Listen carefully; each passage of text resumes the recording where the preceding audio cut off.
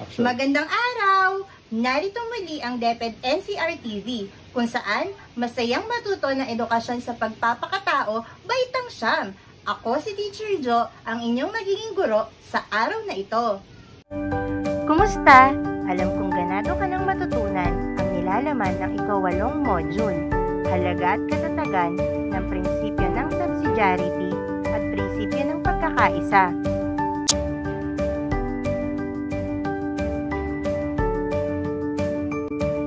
Sa araling ito, inaasahang malalaman at mauunawaan ang mga sumusunod.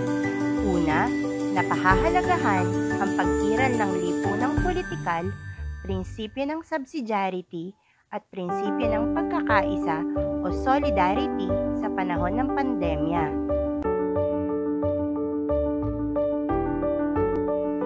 Pangalawa, na ipakikilala ang mga institusyong nagpapalaganap ng prinsipyo ng subsidiarity.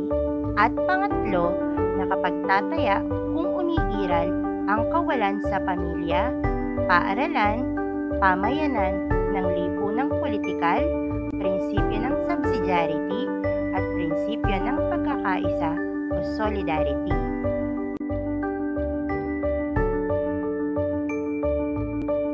Para sa ating paunang pagsubok, basahing mabuti ang bawat pangungusap at unawain ang tanong.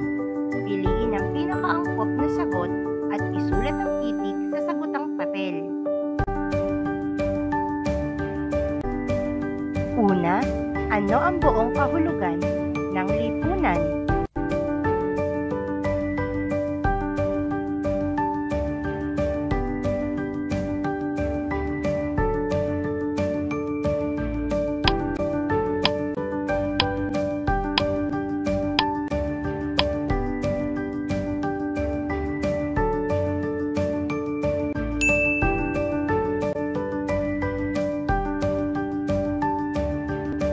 Pangalawa, ano ang tawag sa mga nabuong gawi, tradisyon, paraan ng pagpapasya at mga hangarin ng isang pamayanan?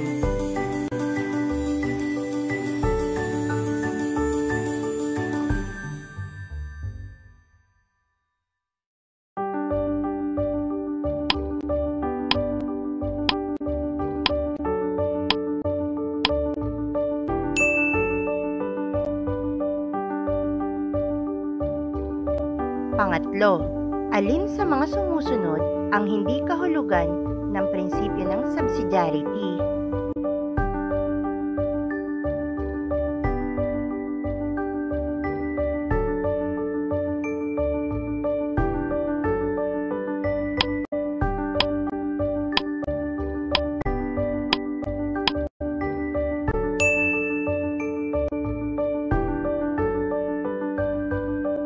Ikaapat, ano ang tawag sa proseso ng paghahanap sa kabutihang panlahat at pagsasaayos ng sarili at ng pamayanan upang higit na matupad ang layunin nito?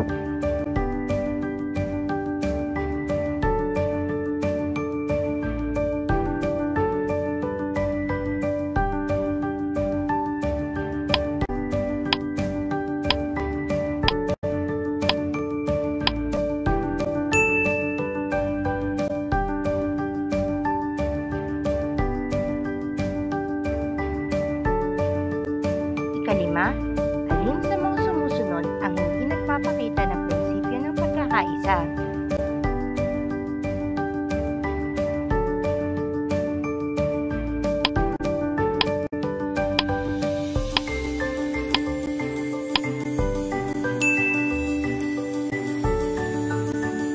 Ano man ang iyong nakuhang marka, huwag kang mag-alala, sapagkat lilinangin pa natin lalo ang iyong nalalaman.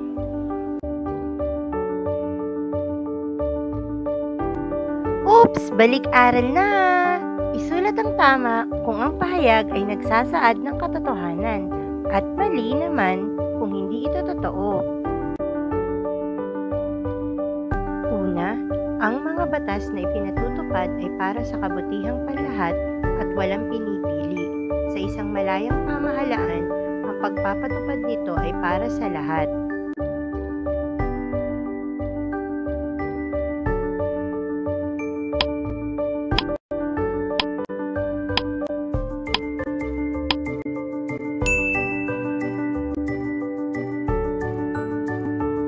Ikalawa, kinakailangan ng taong makibahagi at mamuhay sa lipunan.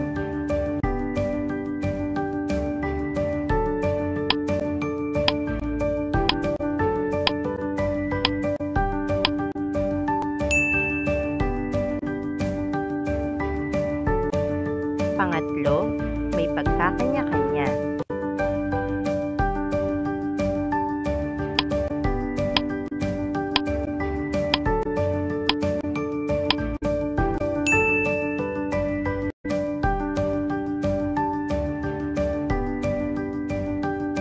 Pang-apat, kayang mamuhay ng tao na mag-isa.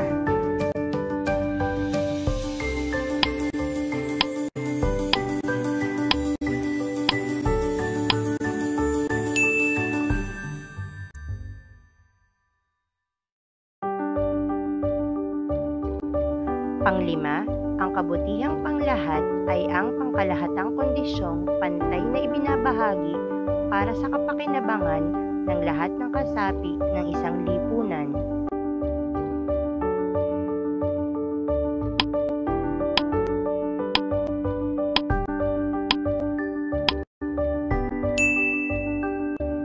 Nabigyan mo ba ng naaayong kasagutan ng bawat pahayag?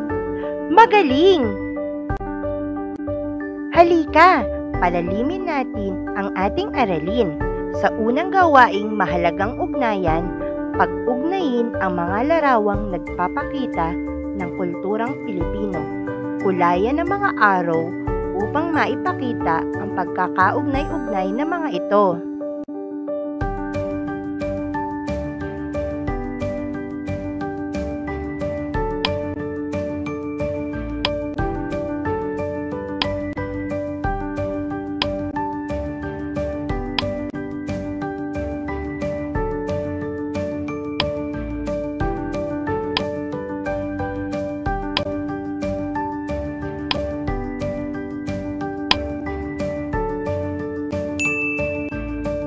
Napag-ugnay-ugnay mo ba ang mga larawan? Napakahusay!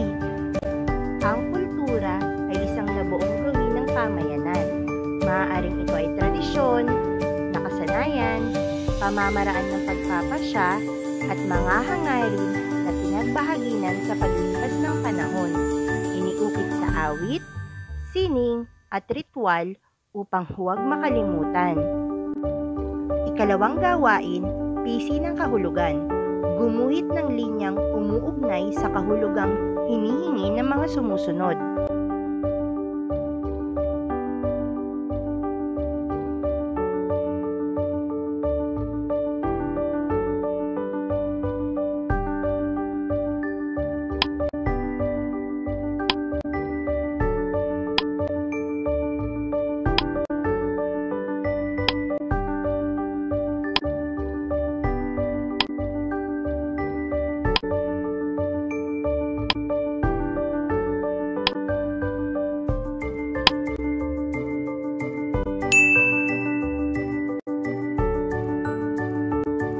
Ang mga kasagutan sa ilalim ng politikal ay mukha sa internasyonal na larangan, paraan ng pagsasaayos ng lipunan, at nagpapatupad ng batas.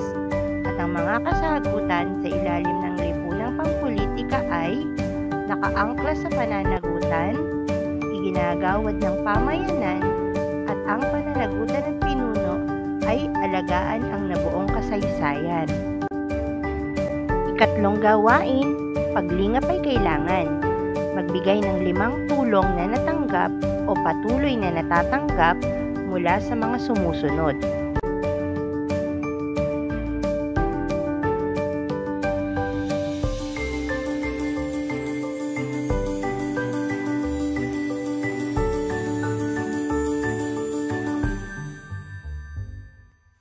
Mukha bang mahirap? Naku! Kayang-kaya mo yan. Nagbigay ako ng halimbawa bilang gabay. Ang prinsipyo ng pagkakaisa o solidarity ay tumutukoy sa pagkakaisa o pagkakabuo. Napakagandang prinsipyo kung ang tutukuyin ay para sa isang piling pangkat tulad ng pamilya. Ang gagawin ng pinuno ay ang gusto ng mga pinamumunuan, at ang pinamumunuan naman ay sumusunod din sa giya ng pinuno. Sa prinsipyo ng subsidiarity, ang tungkulin ng mga mamamayan ay magtulungan at ang pamahalaan ay magtayo ng akmang istruktura upang makapagtulungan ang mga mamamayan. Upang matulungan ng pamahalaan ang mga mamamayan na magawa nila ang makapagpapaunlad sa kanila. Ito ay pagbibigay ng pagkakataon sa mga lokal na namumuno upang gumawa ng mga hakbang tungo sa kalutasan ng isang alalahanin sa tulong ng mga mamamayan nito. Higit sa lahat, nakikita ang ugnayan ng sentral, regional at lokal na pamahalaan. Ilan sa logo ng mga ahensya ng pamahalaan na tumutulong sa pag-aambag sa estado ng kanilang buwis, lakas at talino. Alin sa mga logo ng ating ahensya ng pamahalaan ang pamilyar na sa iyo?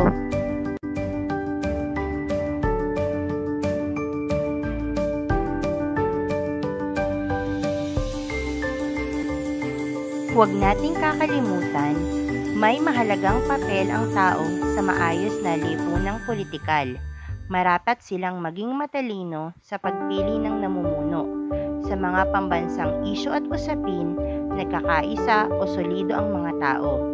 Ginagawa o binubuo ang mga proyekto pagkatapos ng konsultasyon sa mga lokal na pamahalaan at sila rin ang tumitiyak na nakakarating ang mga serbisyong pampubliko sa mga mamamayan. Ang dalawang prinsipyong ito ay gabay tungo sa isang maayos na pamumuno o good governance. Bilang paglalahat, pumili ng isang larawan na maaari mong maipakita ang iyong natutunan sa prinsipyo ng pagkakaisa at prinsipyo ng subsidiarity. Bigyan ito ng maikling paliwanag.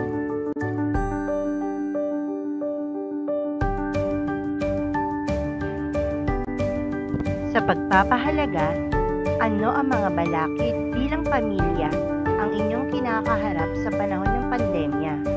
Paano ninyo maisasabuhay ang pagkakaisa sa loob ng tahanan kasabay ng pagpapanatili ng dignidad ng bawat miyembro ng pamilya? Magtala ng mga balakid na kinaharap ng iyong pamilya sa panahon ng pandemya.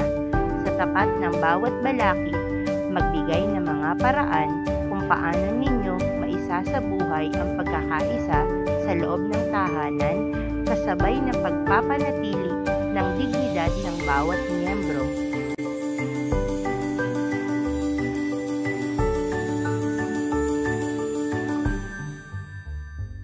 Para sa huling gawain, ako ay nagbigay ng halimbawa bilang inyong gabay.